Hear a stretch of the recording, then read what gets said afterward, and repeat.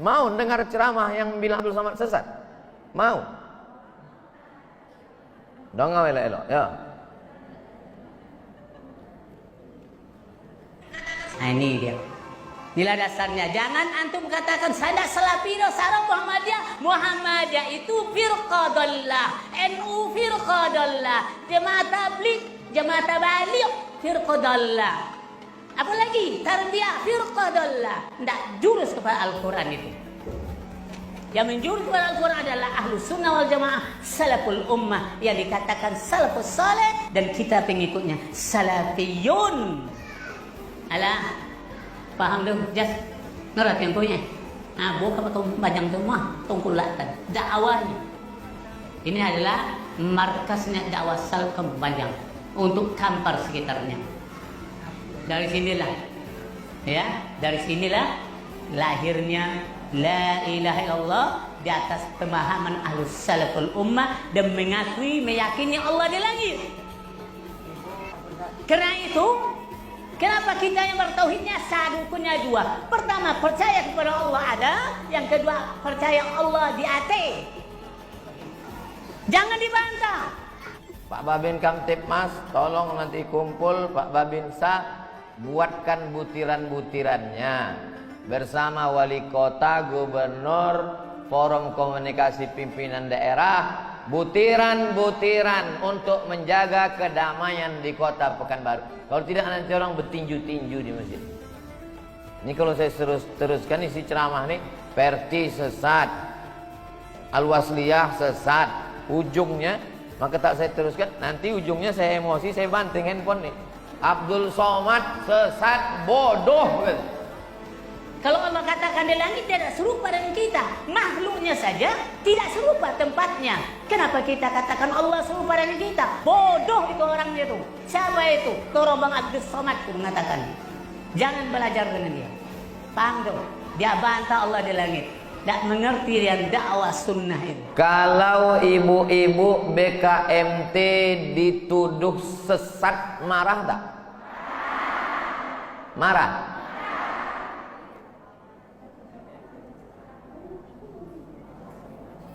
Sepanjang tahun ibu berapa kali disesatkan orang? Dari awal tahun dulu. Awal tahun Muharram BKMT menyambut satu Muharram, ya kan? Menyambut satu Muharram itu sesat. Pakai hadis pula tuh, wa kullu bid'atin dhalalah. Dhalalah itu kan sesat artinya. Yang membuat acara BKMT, penceramahnya dari MDI. Buya Tarmizi Muhammad sesat. Ibu BKMT sesat. Jadi uang kau serumah kau sesat. Habis bulan Muharram, Safar, Rabiul Awal, apa oleh acara? Maulid sesat. Kullu bid'atin dhalalah, kullu dhalalatin finnar. Siapa yang menyambut satu Muharram sesat, Maulid Nabi sesat, Rabiul Awal, Rabiul Akhir, Jumadil Awal, Jumadil Akhir, Rajab, Sya'ban. Apa dibuat Sya'ban? Nisfu. BKMT membuat nisfu Sya'ban, sesat. Habis nisfu Sya'ban, menyambut Ramadan, berkumpul di masjid, bermaaf-maafan, penceramah dari MDI, sesat. Masuk bulan Ramadan, 17 Ramadan, apa acara? Nuzul Quran, sesat. Berkumpul-kumpul di masjid ceramah, BKMT membuat Nuzul Quran, sesat. Dhalalah. Berapa kali selesai? 5. Masuk Idul Fitri, apa acara? Halal bihalal, sesat. Yang ketujuh, tak jadi sesat, acara melepas jamaah haji karena Covid. Untung datang Covid. Kalau beginilah kehidupan kita di Pekanbaru, hancur kota Pekanbaru.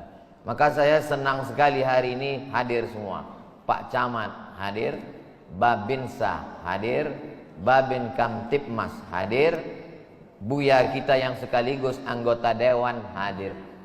Maka mesti dibuatkan butiran-butirannya supaya kita di masjid di Pekanbaru tidak saling menyesatkan.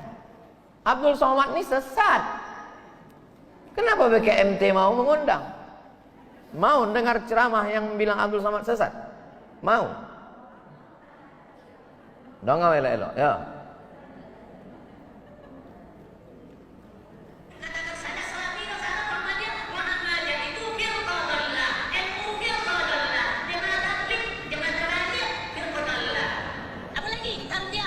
Apa? NU firqah dhallah. Apa arti dhallah? Sesat. Muhammadiyah firqah dhallah, sesat. Jamaah tabligh firqah dhallah, sesat. Pak Babin Kamtipmas, tolong nanti kumpul Pak Babinsa, buatkan butiran-butirannya bersama wali kota, gubernur, forum komunikasi pimpinan daerah, butiran-butiran untuk menjaga kedamaian di kota Pekanbaru. Kalau tidak nanti orang bertinju-tinju di masjid. Ini kalau saya teruskan isi ceramah nih, Perti sesat, Al-Wasliyah sesat, ujungnya, maka tak saya teruskan, nanti ujungnya saya emosi, saya banting handphone nih. Abdul Somad sesat, bodoh gitu. Nanti saya kirimkan linknya, ibu tonton sendiri dulu. Janji handphone jangan nyampe lah. Nah, saya dikasih judul hari ini adalah kita perkokoh akidah Islamiyah, kita perkuat ukhuwah Islamiyah, watoniyah, serta cegah aliran sesat. Kalau kita berbeda pendapat, tidak mesti orang itu menjadi sesat. Ambo sholat tarawih 20 rakaat tambah witir 3, jadi berapa? 23 rakaat. Ambo dapat jadwal sholat di Masjid Akramun Nas Undri. Itu tarawihnya ompe 3. Jadi seboleh rakaat. Karena berbeda pendapat, apakah ambo katakan yang ompe 3 itu sesat? Itu kan perbedaan mazhab. Itu kan perbedaan pendapat. Jangan gara-gara berbeda pendapat lalu merembet ke berbeda pendapatan, lalu saling menyesatkan. Pembahasan yang pertama adalah siapa yang punya otoritas, punya legalitas yang boleh menyesatkan, mengatakan ini sesat, ini tak sesat. Yang pertama adalah Nabi Muhammad sallallahu alaihi wasallam. Nabi Muhammad ada lagi nih? Tidak ada. Setelah meninggal Nabi Muhammad, maka pewaris Nabi adalah al-ulama warasatul anbiya. Mengurus negara itu sultan, mengurus agama itu mufti. Sultan Siak, Sultan Indragiri, Sultan Pelalawan, Sultan Riau Lingga. 4 sultan Melayu yang besar di Riau. Di Sumatera Utara 4 lagi sultan Melayu.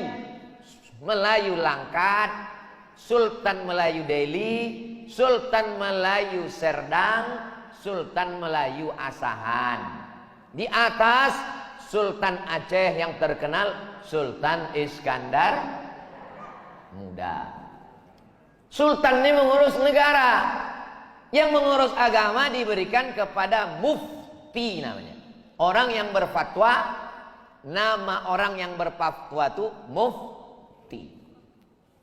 Yang mengeluarkan fatwa.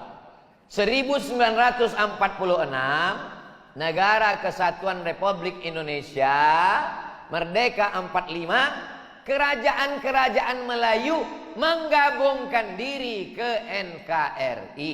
Termasuklah Kesultanan Awak Siak 1946. Sultan yang terakhir Sultan Syarif Qasim II menyerahkan kedaulatan, maka kita tidak lagi kerajaan Siak, itu masa lalu. Sekarang kita adalah Negara Kesatuan Republik.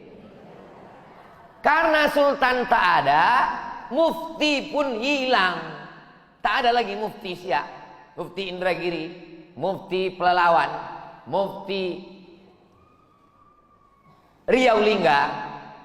Yang muncul ke permukaan adalah organisasi sosial kemasyarakatan. Yang paling tua Muhammadiyah, berdiri tahun 1912. Yang nomor 2 NU 1926. Yang ketiga Perti 1928. Yang keempat Al-Wasliyah 1930. Yang lain-lain ada tapi yang muda ingat. Kalau ormas-ormas ini nanti saling berkonflik, berkelahi, umatnya bingung. Maka perwakilan dari Muhammadiyah, perwakilan dari NU, perwakilan dari Perti, perwakilan dari Persis, perwakilan dari Al-Irsyad, perwakilan dari Persatuan Tarbiyah Islamiyah, perwakilan dari Al-Wasliyah, perwakilan ini duduk bersama, disebut dengan Majelis Ulama Indonesia. Jadi yang duduk di MUI itu adalah perwakilan-perwakilan dari ormas-ormas. Makanya dia disebut Majelis Ulama Indonesia. Sekarang setelah Kesultanan tumbang, kita tak punya mufti. Pertanyaannya, siapakah yang punya otoritas untuk menetapkan sesat tak sesat? Majelis Ulama Indonesia. Diingat elok-elok, ini nanti keluar dalam UAS, ujian akhir semester. Badan Kontak Majelis Taklim. Ini saya ceritakan alurnya dari pangkal.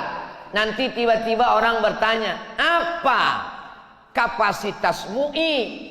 Apa otoritas MUI? Ibu sudah bisa jelaskan. Sudah dijelaskan Ustaz Somad kemarin. Kenapa MUI yang punya otoritas? Panjang sejarahnya dari mulai sejarah Melayu. Saking panjangnya, ambo pun tidak ingat. Tapi insya Allah ceramah hari ini direkam. Ini Zoom nih direkam. Tuh, this is meeting is being recorded. Tertulis di sini kok. Pertemuan meeting ini direkam. Itu bahasa awaknya.